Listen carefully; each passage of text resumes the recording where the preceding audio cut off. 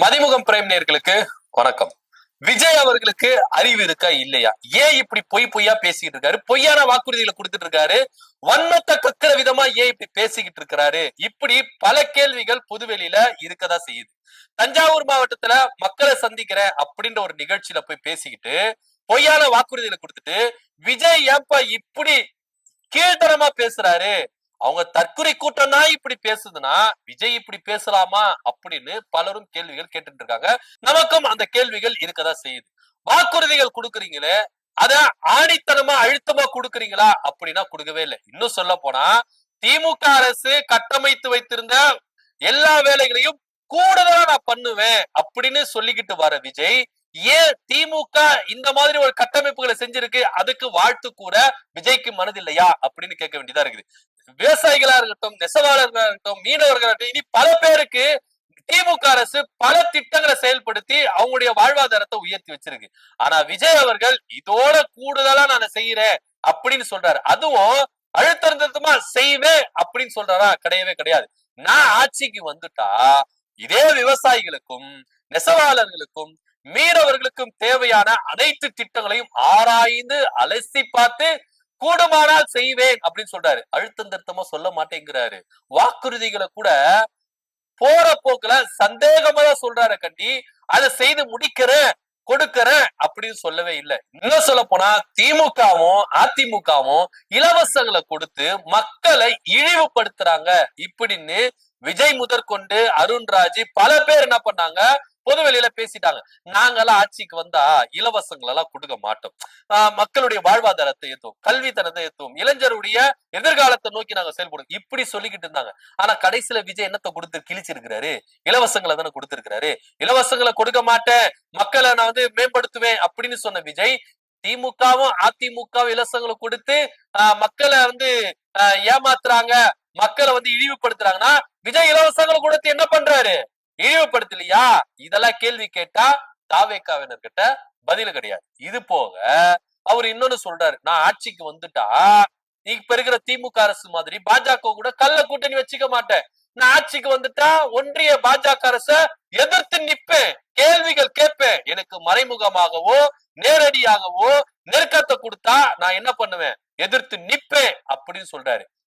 விஜய்க்கு திராணி இருந்தா அவர் என்ன பண்ணிருக்கணும், கட்சி ஆரம்பிச்சு 2 வருஷம் ஆயிடுச்சு. பாஜகவை எதிர்த்தாரா?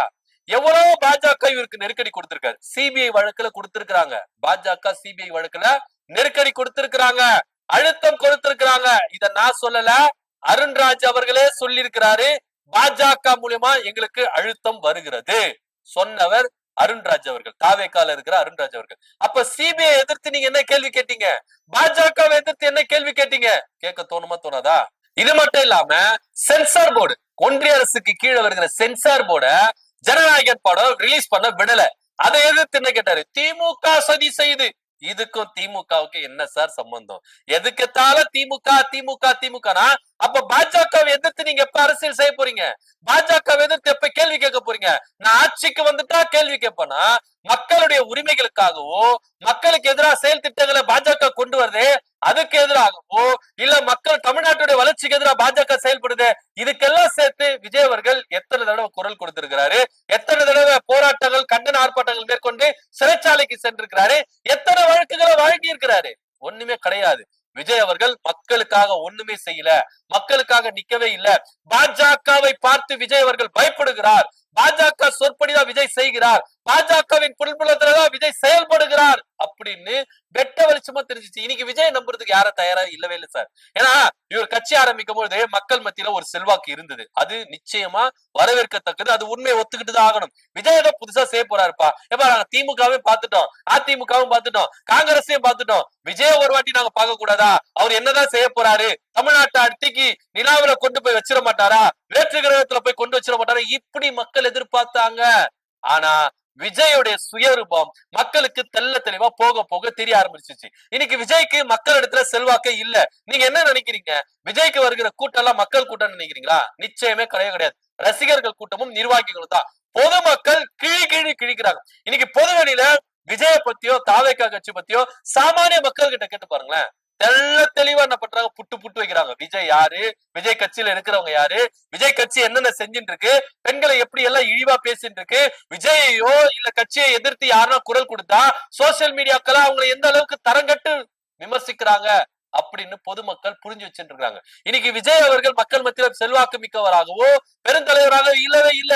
அதனுடைய விளிம்பு நிலைக்கு போன விஜய் அவர்கள் திமுகவை வேணும்னே பொய் சாட்டுகளை குற்றச்சாட்டுகளை சொல்லி பொய் விமர்சனங்களை முன்வைத்து என்ன பண்றாரு, முன்வைக்கிறார். நீங்க ஒண்ணு தெரிஞ்சுக்கோங்க, இதே திமுக அரசு கருத்துக்களுக்கு சுதந்திரம் கொடுக்குது, இல்லன்னா சொல்ல வரல. ஆனா அதை ஆக்கப்பூர்வமா வைக்கிறாங்களா, அத கருத்தியல் ரீதியா எதிர்கொள்றாங்களா அப்படின்னா கிடையவே கிடையாது. ஆதவ அர்ஜுனா போன்றவர்கள், செங்கோட்டையன் போன்றவர்கள், சிடி நிர்மல்குமார் போன்றவர்கள், புசியானந்த் போன்றவர்கள் எல்லாருமே, விஜய் முதற்கொண்டு எல்லாருமே என்ன சொல்றாங்கன்னா திமுக மேல பொய் குற்றச்சாட்டுகளையும் பொய் பரப்புரைகளையும் மேற்கொள்றாங்க. இது எல்லாமே மக்கள் பார்த்துக்கிட்டே இருந்தாங்க. என்னப்பா திமுக இந்த அளவுக்கு சூப்பரா மக்களுக்கு திட்டங்களை செய்து, திமுக தமிழ்நாட்டு உரிமைகளை எந்த விதத்துல பாஜக கிட்ட விட்டு கொடுக்காம இருக்கு, திமுக அரசு கல்விக்கு எவ்வளவு உதவி செய்து மாணவருடைய எதிர்காலத்தை எந்த அளவுக்கு மேல்நோக்கி கொண்டு வந்திருக்காங்க, இப்படி மக்கள் பாக்குறாங்க. ஆனா விஜய் அவர்கள் சொல்றது எல்லாமே உண்மைக்கு புறம்பாவே இருக்குது, பொய்யாவே இருக்குது. எப்பா விஜய் அப்போ திருந்தவே இல்லப்பா அப்படின்னு மக்கள் ரொம்ப தெள்ள தெளிவா தெரிஞ்சுக்கிட்டாங்க. இன்னைக்கு விஜய் அவர்கள் பேசுகிற பேச்சுகளும் கொடுக்கிற வாக்குறுதிகளும் உண்மைக்கு புறம்பா இருக்குது. மக்கள் மத்தியில அது எடுபடல அப்படின்றதா நிதர்சனமா உண்மையா இருக்கு. ஏன்னா பொய்யா பேசிக்கிட்டு இருக்கிறாரு. ஏன்னா உண்மையா விஜய் அவர்கள் அரசியல் அறிவு இருக்குதா இல்லையா அப்படின்ற ஒரு பெரிய கேள்விக்குறி நமக்கு மத்தியில இருக்குதா செய்யுது. அரசியல் அறிவு இருந்தா விஜய் இப்படி செய்ய மாட்டாரு, பேச மாட்டாரு அப்படின்றது எல்லாருக்குமே தெரியுங்க. உண்மையிலேயே விஜய் அவர்கள் குழந்தைத்தனமா பேசிக்கிட்டு இருக்கிறாரு. ஏன்னா ரோட்ல விளையாடுற குழந்தைகள் பேசுற வார்த்தைகளை எடுத்துட்டு வந்து ஒரு மேடையில கை தட்டணும், விசில் கிடைக்கணும் அப்படின்ற ஒரே காரணத்துக்காக பேசுகிறார். ஓம் சக்தி பராசக்தி, திமுக ஒரு தூய சக்தி. இத சொல்லலாமா விஜய்? சின்ன பசங்க சொல்லிக்கிட்டு போலாங்க, ஒரு தலைவர் அப்படி சொல்லலாமா? தலைவருக்குன்னு ஒரு பண்பு இருக்கு, ஒரு மாண்பு இருக்கு, அது எப்படி செயல்படுத்தணும் அப்படி சொல்லணும். சின்ன பசங்க விளையாட்டுத்தனமா பேசிக்கிட்டு போவாங்க. ஆனா விஜய் ஒரு தலைவர், அவரு தொண்டர்களை நெறிப்படுத்தணும், வழி நடத்தணும். அப்படிப்பட்ட ஒரு பொறுப்புல இருக்கிற விஜய் இன்னைக்கு என்ன பண்றாரு, ரொம்ப தரக்குறைவா பேசுறாரு, ரொம்ப இழிவா பேசுறாரு. இதுதான் பொறுத்துக்கவே முடியல. ஏன்னா இன்னைக்கு ஒரு பக்தர் கூட்டம் அது புனிதமான வார்த்தை அப்படின்னு சொல்லிட்டு பக்தி ரீதியா அதை வந்து என்ன பண்றாங்க சொல்லிக்கிட்டு இருக்காங்க. அதை கேவலப்படுத்துற விதமா, இழிவுபடுத்துற விதமா விஜய் அவர்கள் பேசுறாருல, இததான் யாராலையும் பொறுத்துக்க முடியல அப்படின்னு சொல்றாங்க. ஆனா விஜய் அவர்கள் எவ்வளவு செஞ்சாலும், இன்னொரு விஷயம் சொல்ல போனா விஜய் அவர்கள் திமுக கூட்டணி எந்த அளவுக்கு உடைக்கிறதுக்கு சிதைக்கிறதுக்கு பார்த்தாரு அப்படின்றது எல்லாமே நமக்கு தெரியும். திமுக கூட்டணியில இருக்கிற விசிகாவை, மதிமுகவை, மார்க்சிஸ்ட் கம்யூனிஸ்ட் கட்சிகளை போன்ற எல்லா கட்சிகளும் என்ன பண்ணாரு, சிதைக்கிறதுக்கு பார்த்தாரு. யாருமே சதிஞ்சு போறதுக்கு தயாராகவில்லை. திருப்பி விஜய் அடிக்க ஆரம்பிச்சாங்க. கடைசியா காங்கிரஸ் என்ன பண்ணாரு, சூஸ் பண்ணாரு. காங்கிரஸ் சூஸ் பண்ணதுனால விஜய் அவர்கள் நிச்சயமா காங்கிரஸ் கூட்டணி உறுதியாயிடும். இவ்வளவு ஏங்க ஆதவ அர்ஜுனா பேச்சுவார்த்தை நடந்துட்டு இருக்கு அப்படி இப்படின்னு சொன்னாரு. இன்னும் சொல்ல போனா ஆதவ அர்ஜுனா என்ன சொன்னார் தெரியுமா, மத்த கட்சிகள் எங்க கூட கூட்டணி வருது அப்படின்னு சொன்னா கூட பரவாயில்ல, திமுக இருக்கிற கரண்ட் மினிஸ்டர் 4 பேர் எங்க கூட பேச்சுவார்த்தை நடத்திட்டு இருக்காங்க, வருவாங்க. பொய் சொல்லலாம், ஆனா இந்த அளவுக்கு ஏக்கர் கணக்கில பொய் சொல்லக்கூடாது. ஆதவ அர்ஜுனா அவர்களை உண்மையை பார்த்து பேசணும். இன்னைக்கு உங்க முகத்திரை கிழிக்கப்பட்டது. காங்கிரஸ் ரொம்ப விஜய் மூஞ்சில கரிய பூசிட்டு நாமத்தை போட்டுட்டு திமுக கூட கூட்டணி வச்சாச்சு. இன்னைக்கு என்ன பண்ணிருக்கீங்க, உனக்கு இன்னைக்கு யாரு உங்களை நம்பி வரா? யாருமே நம்பி வரல. ஆஃபர்கள் அள்ளி விடுறீங்களே, ஆட்சியிலும் அதிகாரத்தில் பங்கு, துணை முதலமைச்சர் பதவி இப்படின்னு சொல்றீங்க. நீங்க எவ்வளவு ஆஃபர் வாரி வாரி கொடுத்தாலும் ஒருத்தர் கூட உங்க கட்சியை வந்து எட்டி பாக்குறதுக்கு தயாராக இல்லை. இருக்கிற கட்சி கூட உங்களை விட்டு போகுது. இன்னைக்கு தமிழ்நாடு முஸ்லிம் லீக்கு பகிரங்கமான அறிவிப்பை வெளியிட்டாங்க. நாங்க விஜய் கூட இருக்குது வேஸ்ட்டுங்க, விஜயை நம்பி நாங்க தேர்தலை நின்று செலவு பண்ணி நாங்க அசிங்கப்படுறதுக்கு விரும்பல, நாங்க கிளம்புறோம், ஆள விடுங்கடா சாமி அப்படின்னு சொல்லிட்டு இன்னைக்கு என்ன பண்றாங்க, வெளியே கிளம்பிட்டாங்க. சோ விஜய் கூட இருந்த ஒரு சிறுபான்மையின கட்சியும் வெளியே போயிருச்சு. இன்னைக்கு யாரு விஜய் நம்பி வருவா? விஜய்ன்றது ஒரு மாயங்க, மாய பிம்பம். விஜய் நம்பி வரதுக்கு யாரும் தயாராகவே இல்ல. விஜய் தனிமரமா தான் இருக்கணும், அவர் தனித்து தேர்தலை நின்று சதையணும். இதுதான் ஆதவ அர்ஜுனாவுடைய விருப்பமோ, புசியானந்தோட விருப்பமோ, கூட இருக்கிற விருப்பமோ நினைச்சிருந்தா இவங்க வாயை கண்ட்ரோல் பண்ணிருப்பாங்க. விஜய் ஒரு மாபெரும் சக்தியா வரணும், ஆட்சியை பிடிக்கணும், முதலமைச்சர் ஆகணும் அப்படின்னு இவங்க எல்லாம் நினைச்சிருந்தா பொது மேடையில வாயை வச்சு சும்மா இருக்கிறாங்களா? இஷ்டத்துக்கு எல்லாம் பேசுறாங்க. மக்கள் பாக்குறாங்க. மக்கள் பார்த்து என்ன பண்றாங்க, எப்ப இவங்க பொய்யா சொல்லி தெரிஞ்சுட்டு இருக்காங்க, இவங்க கட்சி எல்லாமே வன்மத்தை கக்குறாங்க. வேணுமுட்டுக்குன்னே என்ன பண்றாங்க, சில விஷயங்களை சீன்றாங்க. திமுக எவ்வளவு சூப்பரா மக்களுக்கு செஞ்சுட்டு போகுது, மக்கள் நலத்திட்டங்களை செஞ்சுட்டு போகுது, திட்டங்களை வகுத்து ரொம்ப சூப்பரா செஞ்சுட்டு இருக்காங்க. இவங்க வேணுமுட்டுக்குன்னே பொய் பரப்புற மக்கள் பாக்குறாங்க சார்.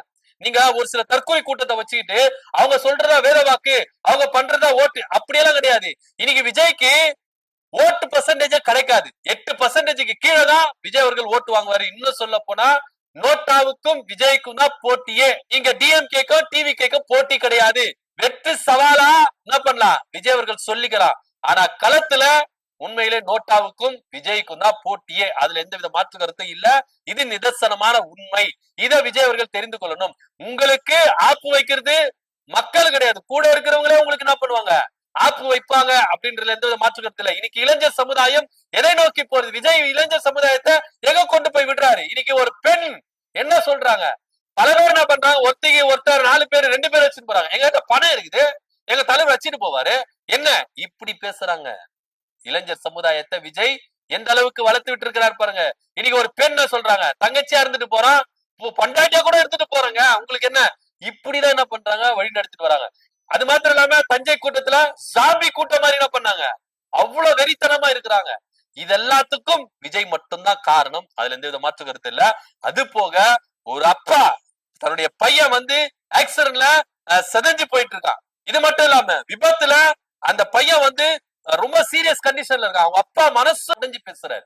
என் பையன் காலேஜை விட்டு எவ்வளவு சொன்னேன், போகாதன்னு சொன்னேன், காலேஜை விட்டு கட்டடிச்சுட்டு இப்படி போயிட்டு என்ன பண்ணிருக்கான், போயிட்டு ஐசியூல படுத்துட்டான். இன்னைக்கு உதவுறதுக்கு யாருமே இல்ல. கொஞ்ச நாளைக்கு முன்னாடிதான் என் பொண்டாட்டிக்கு என்ன பண்ணேன், செலவு செஞ்சேன், 12 லட்சம் கிட்ட நான் ஆபரேஷன் பண்ணேன், அது முடியறதுக்குள்ள என் பையனுக்கு இப்படி அப்படின்னு கேக்குறாரு. 41 பேர் செத்ததுக்கே விஜய் போகல, என் பையனுக்கு கிழிச்சிருவாரா, காசு கொடுப்பாரா? என் பையனை நான் தான் சார் காப்பாத்தணும். விஜய் காப்பாத்த மாட்டாரு. ஒவ்வொருடைய பெற்றோருடைய கண்ணீர் சும்மா விடாது விஜய் அவர்களே. ஒவ்வொரு பெற்றோர்கள் இன்னைக்கு அந்த அப்பா சொல்றாரு. அது போல எத்தனை பெற்றோர்கள் உங்களுடைய மகன்கள் போகிற வழி சரியில்லை. இதை நெறிப்படுத்துறது யாரு? தலைமை பண்புல இருக்கிற தலைவராகிய உங்களுக்கு தான். விஜய் உண்மையிலேயே தாவேகா கட்சிக்கு தலைவரா தற்குறியா அப்படின்ற ஒரு பெரிய கேள்வி பொதுமக்கள் மத்தியில எழும்பி இருக்கு. இன்னைக்கு சாதாரணமா நினைச்சிடாதீங்க, மக்கள் எல்லாத்தையும் உங்க நடவடிக்கை பார்த்துட்டு இருக்காங்க. நீங்க த்ரிஷா கூட தனி விமானத்துல போகும்போது மட்டும் போறதும் தெரியல வருதும் தெரியல. ஆனா கூட்டத்துக்கு வரும்போது இவ்வளவு ஆக்சிடென்ட் நடக்குது, இவ்வளவு வழிகள் நடக்குது. அதே போல போறதும் தெரியாம வருதும் தெரியாம வந்துட்டு போலால. ஏன் போக மாட்டீங்க, வர மாட்டீங்க? நீங்க போற கூட்டத்துல நான் போறேன், எல்லாம் பின்னாடி வாங்க, ஆக்சிடென்ட் ஆகி செத்துருங்க, இதுதான் சொல்லுவீங்களா? ஒரு வாட்டி பட்டா தெரியாதா சார்? இன்னைக்கு ஒரு பெற்றோருடைய கண்ணீர் எந்த அளவுக்கு அவங்க கஷ்டப்படுவாங்க. பண வசதி இல்ல அவங்க கிட்ட, யாரு கொடுத்து ஹெல்ப் பண்ணுவா? யாருக்கு? 41 பேருக்கே நீங்க போல சார், இவருக்கா சார் போறீங்க? இது எல்லாமே மக்கள் ரொம்ப பாத்துக்கிட்டு இருக்காங்க, தெரிஞ்சுட்டு இருக்காங்க. இதுக்கு அப்புறமும் விஜய் அவர்கள் தன்னுடைய தொண்டர்கள் என்ன பண்ணணும், நெறிப்படுத்தணும், தன்னுடைய தொண்டர்களை கட்டுப்படுத்தணும். அவரு நினைச்சா பண்ணலாங்க, உண்மையிலே அவர் நினைச்சா பண்ணலாம். ஆனா அவர் நினைக்க மாட்டேங்கிறாரு. அவர் ஒரு எப்படி சொல்றது, மாஸ் கிரியேட் பண்றதுக்காக இப்படி பண்ணிட்டு இருக்காரு. அவர் நினைச்சா பண்ணலாம், பண்ணாமலாம் இல்ல. த்ரிஷா கூட தனி விமானத்துல போகும்போது மட்டும் யாருக்கும் தெரியாம போறாரு, வராரு, எல்லாமே செய்யறாரு. ஆனா இதை மட்டும் செய்ய மாட்டாருன்னா நம்மளுக்கு ஒன்னும் புரியல. இதுக்கப்புறமும் நம்ம சொல்றதுக்கு ஒன்னும் கிடையாது அப்படின்றத நம்ம எடுத்துக்கணும். இதுக்கப்புறமாவது விஜய பத்தி மற்றவர்கள் தெரிஞ்சுக்கணும். விஜய் பின்னாடி போயிட்டு நிறைய பேர் என்ன பண்றாங்க, ஆக்சிடென்ட் ஆகுறாங்களா, அவங்களும் தெரிஞ்சுக்கணும் அப்படின்றதுதான் நிதர்சனமான உண்மை. இதை பத்தியோட கருத்து என்ன அப்படின்னு கமெண்ட் பண்ணுங்க. நன்றி, வணக்கம்.